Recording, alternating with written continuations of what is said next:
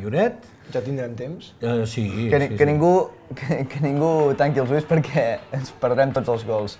Va ser un partit boig, no es va poder descansar, sí que la primera part es van veure menys gols, se'n van veure 3, però després ja la segona part va ser una bogeria.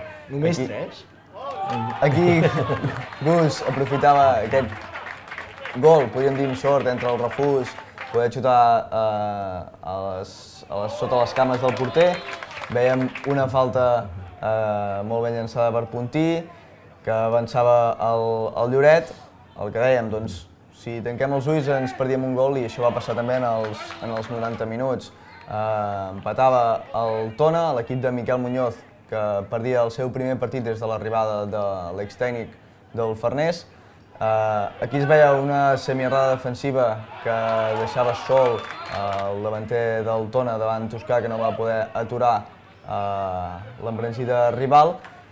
El que dèiem, un Lloret que també està instaurat en aquesta zona mitja alta, sense patir massa per la part de sota, però que tampoc podrà arribar a la part de dalt per lluitar per alguna cosa. Gus tornava a marcar i posava el resultat de 4-3 al minut 71. Bader, en una sortida d'un córner, amb aquesta acció des de fora l'àrea, al minut 87 ja certificava la victòria. Si tots són gols. Sí, no hi ha cap jugada de perill, tots són gols. Ara l'últim. Ara l'últim, i ja us ho prometo que sí que és l'últim.